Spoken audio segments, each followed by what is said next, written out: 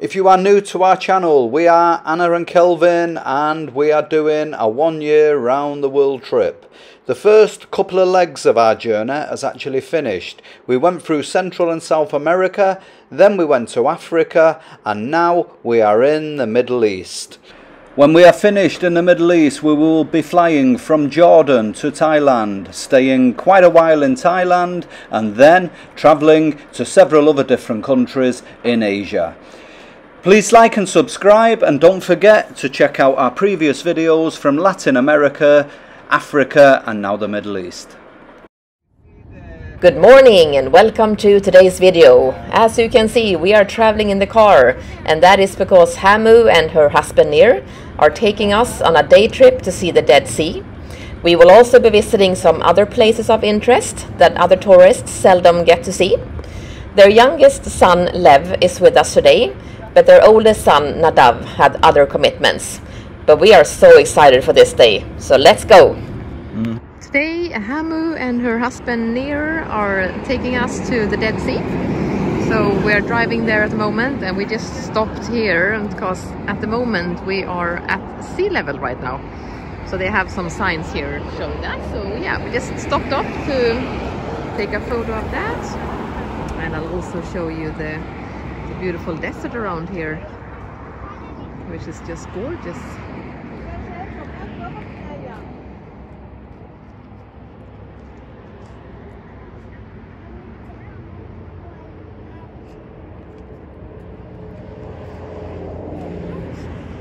There's Hamu taking a picture of her husband and their son Lev. We're very close to the Dead Sea now, but we have stopped at a place that the people here in Israel call Gallery minus 430. So we are minus 430 meters below sea level. And on these like derelict abandoned buildings, people have done some pretty cool paintings. So they call it a gallery, like a gallery of art. Okay, so a little bit of background on this place here. It's an ex-Jordanian military base, and it was abandoned after the war in '67. It's never been reclaimed by the Israelis, it's just been left abandoned. So a group of local artists kind of procured the place, and as you can see, decorated it with artwork, and it's become considered a local art gallery. So it's a quirky little thing that not many people know about, and yeah, very, very clever. Right on the Dead Sea, and no, 99% of tourists would never find this, you know, so we're just really, really grateful to Hamu and Nir for bringing us here. So as we are driving along the Dead Sea, Hamu and Nir decided to take us on a little detour to go up to a gorgeous viewpoint where you can get a much more panoramic view of the Dead Sea. And as you can hear, Lev is pretty excited about it too. You see the place we're going to?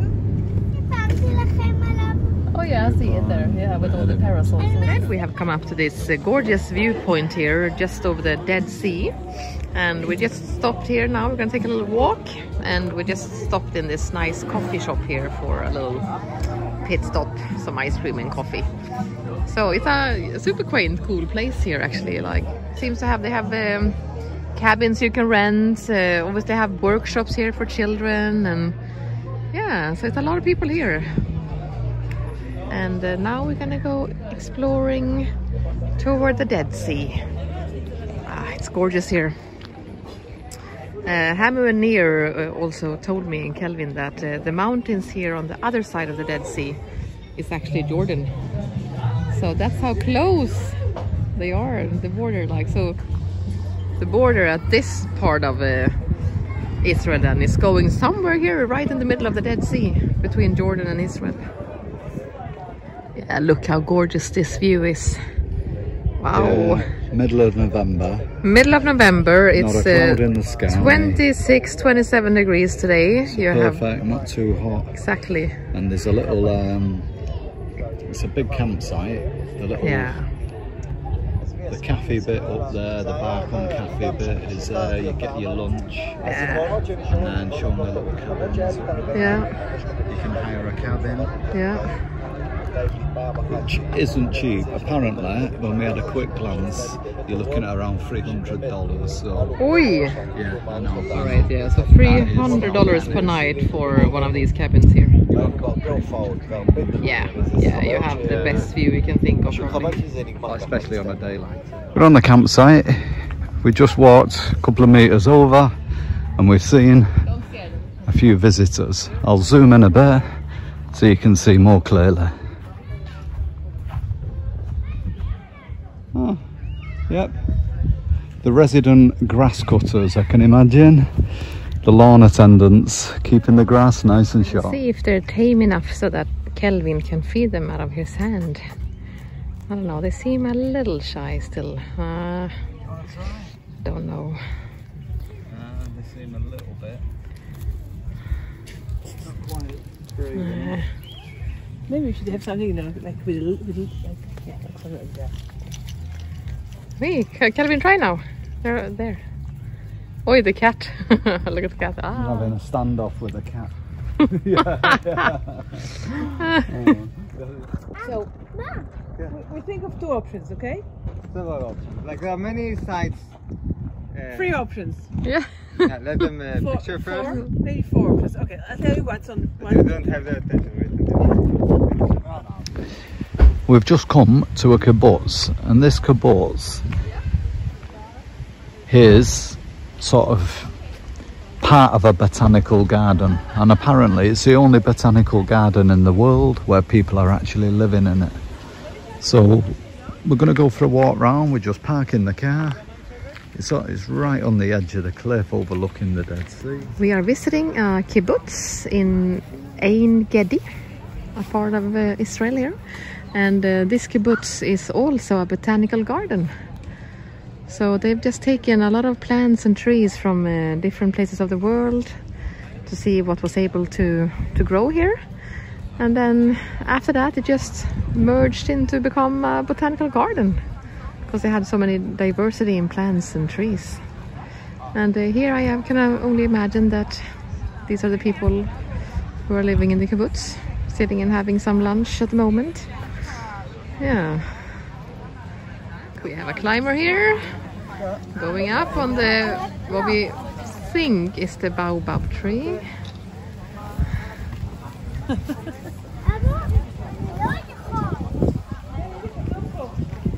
It's a beautiful, beautiful garden. And look at this cool tree also here.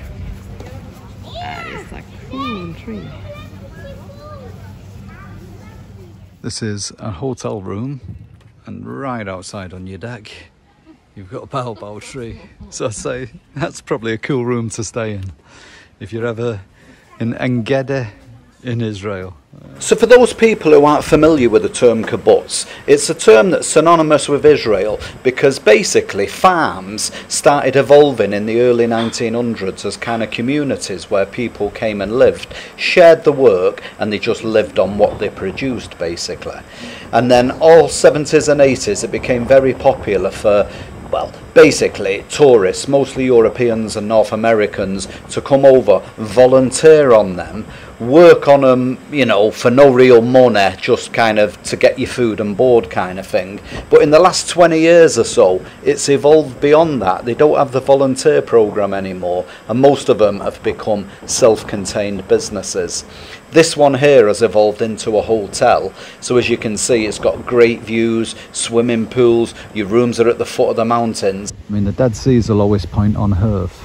To have a botanical garden at the lowest point on Earth is unique, and the icing on the cake is that it's the only botanical garden that people live in.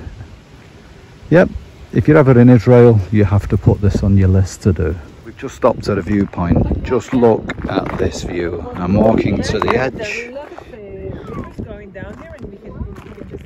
This is what you see. Wow. Okay, don't go. Don't go too close. If you fall down here, that's it. Oh, you can see cars are laying down. Yeah. Grass car. Ah. hope there was no one in it. I hope he managed to jump out. I think somebody tried to get rid of his car. Yeah. Try an insurance claim. I mean, how beautiful is that? Wow. Alright, I'll just wait for you. Okay, we're at the same place, but we're just walking to another viewpoint where you can see the Dead Sea also.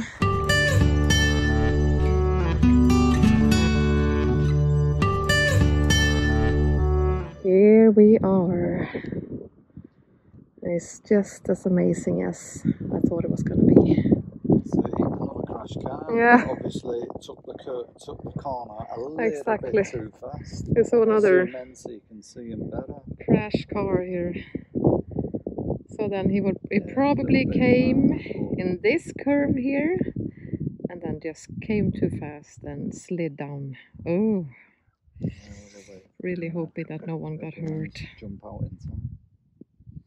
Yeah, nice. Yeah, this landscape. This landscape. Wow.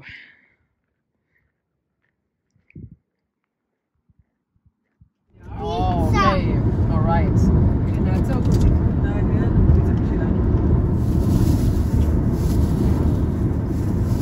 An oasis on the beach. All right, thank you. Ah, no. We have come to a beach on the Dead Sea and we're gonna go in and take a dip. So yeah, very pretty around here. It's like a proper resort with lots of hotels. You have the beautiful mountains in the background.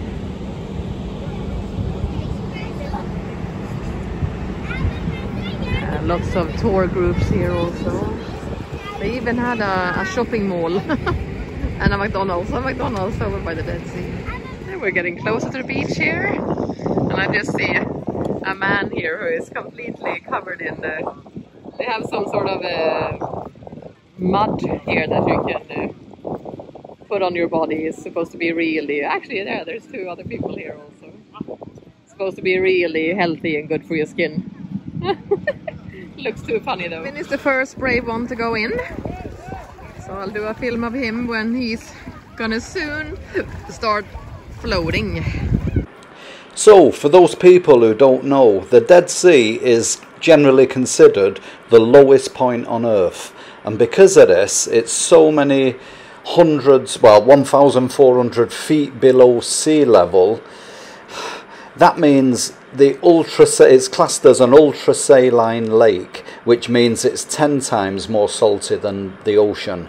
So it's it actually is impossible to sink. I mean, you get on there, you can swim okay, swimming feels kind of natural, but it basically feels like you've got a life vest on, and no matter how much you try to plunge yourself underwater, it's like someone's physically dragging you up again. I mean, it basically feels like you're swimming with an invisible life jacket on and the same wrap round your legs as well. It's a really, really kind of bizarre feeling. So anyway, here we are playing around. One little tip for anyone that tries is whatever you do, try not to get splashed water in your eyes. Yeah, here. It's a real strange feeling. It's like someone's physically holding you up. You just can't sink even if you try. It's sort of bizarre.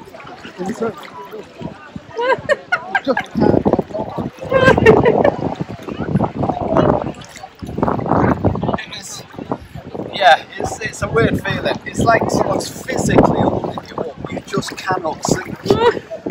I don't know. It's sort of a little bit like tripper. I can't explain. Okay, now it's my turn to try.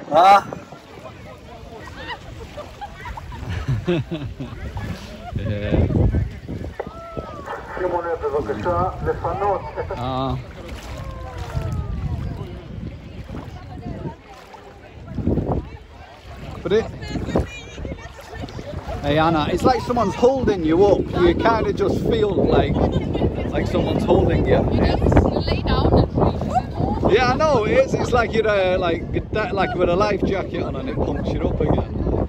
I'll try to do the stomach as well. Yeah. That feels super weird in the stomach. Ah. But it's like I say, you can't swim like. Yeah, here we are. Swimming in the Dead Sea. It's such a cool feeling. Yeah, it's unique, definitely. Yeah. It's only 4:45, but the sun is already setting, or it actually does set around 4:45 here in Israel, in this part of Israel. 28 degrees outside still, and yeah, you're starting to get that really nice golden pinkish view on the sky now with the sunset, and pretty much within 45 minutes to maximum an hour it's gonna be really dark outside. So we're gonna go and eat somewhere now. Hamu and Nir have a burger place they want to take us to that apparently has really good burgers. So we're gonna go there, and then after that we're gonna start heading home. It's gonna be dark when we drive home, and we probably have about a 2.5 hour drive to Herzliya. So we'll be home pretty late today.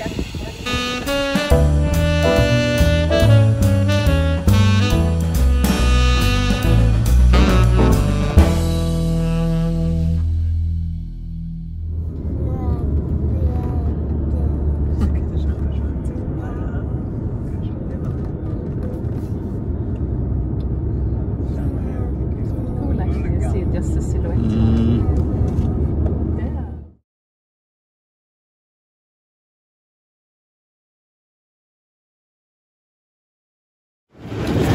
On the local bus in Israel with our backpacks. Going into Tel Aviv, ready for the next step on our journey.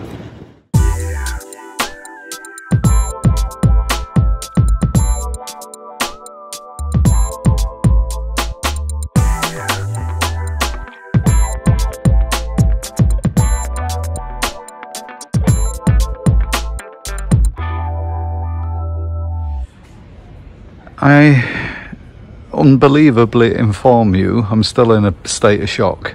We've gone from one of the most modern cities I've ever been in into their central bus station, and it looks like you walked into a time warp from about 35 years ago. It reminds me of where I grew up in like Akazi in Manchester, like in the 70s. This is the central bus station. It's just like unbelievable. It's like you've walked into a war zone. Look at that. This is the main entrance to the bus station. Derelict shops locked up. This shelter. I'm assuming it's a homeless shelter. Blood dripping down the walls. Shops occasionally. You get one that's actually open, but it hardly looks like business is thriving, I have to say. I mean, Tel Aviv is such a modern, great city. I mean, honestly, this is like something you expect. You won't be surprised. We've just spent a month going through Africa.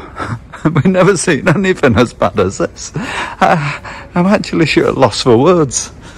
And, you know, if you're in Africa, you semi-expect it. Whereas here, you're in such a modern, vibrant, you know, cosmopolitan city that like it takes you by surprise even more. I don't know. Anyway, okay, well that's life. That's a back to reality check when in Tel Aviv. Okay, and now we're chained in. Yeah, chains on the door, we're locked in. It's one of them. Okay, all right, let's go for plan B, try and get out in a different way. We are in Tel Aviv, close to our hostel, the Abraham Hostel, and we were recommended by the hostel to go to a street called Levinsky Street. That is just a couple of minutes walk from there. They have all these little flea markets and street markets where they sell lots of nuts and seeds and olives and fruit, and then they also have little eateries along the road. So yeah, we've just stopped at one of them to have some dinner, which was really good. And it's a pretty quaint, nice street. It goes on for a couple of streets, and then it finishes like along one of the main roads here. But yeah, it smells very good here. They have all sorts of different spices you can buy also. Like this is a stall with spices. Smells so good here.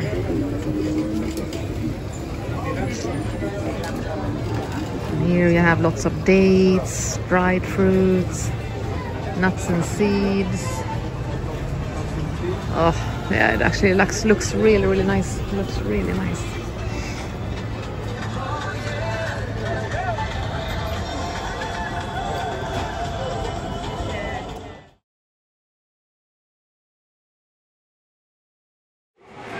The chaos of an Israeli bus station. I can honestly say it is more ridiculous than Africa. Just people fighting to get on, people screaming. We had apart from Costa Rica, it's probably by far the worst place we've been. It really is ridiculous. All it's doing is ranting and raving and screaming and shouting at different people. Nobody knows Israelis, touring, nobody knows what's going on. We got on one bus, we loaded it up, and then he goes, no, it's the next. Oh, fucking you, why didn't you just tell us we was there and showing you the tickets? Yeah, honestly, it really is a joke. So to wrap things up, we are heading back to Eilat in the south because the border crossing there into Jordan is so much easier. It's a 4-hour bus journey, and we're just contemplating on the ride what we've experienced the last couple of weeks in Israel. I mean, beautiful landscapes and many different great experiences. The old town of Jerusalem, the super modern cities of Tel Aviv. You know, right in the middle of Tel Aviv, you've got arguably the worst bus station in the world. It's just all different extremes. Like young girls here looking at Instagram, then putting the guns on the shoulders as they go back to the military bases on war alert, and they're as old as your daughter. It really does put things into perspective of how lucky we are living in Western Europe. So we head back to Eilat, one night in Eilat, then we get ready for our border crossing into Jordan tomorrow. So we're here at the bus station, just walking out the exit, as you can see, and right there in front of you, the Melio Hotel. That is where we're staying. It just literally couldn't be any more convenient. You literally walk across the road.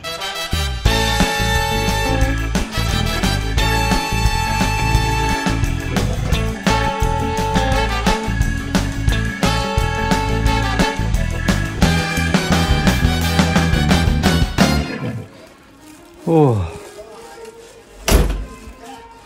Okay, so TV, not much of a view. Aircon. So just a basic hotel room, but this was actually cheaper than 2 dorm beds in a hostel. So yeah. Phew. We did get stung for dinner last night, but that's life. But as we said, Israel is definitely not cheap. But we've had a good time here. And let's hope it'll be cheaper, or we'll be in a better financial situation if we ever come again.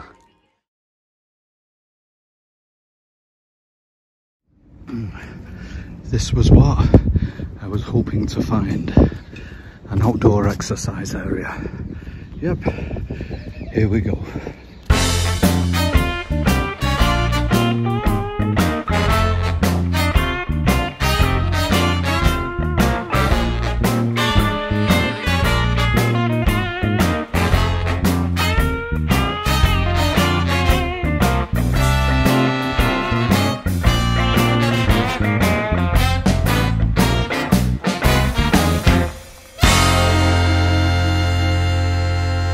Few exercises at the outdoor gym. Now I'm going to jog back to the hotel, couple of K up the hill. Bit of breakfast, and we have to pack and get ready to travel across the border into Jordan.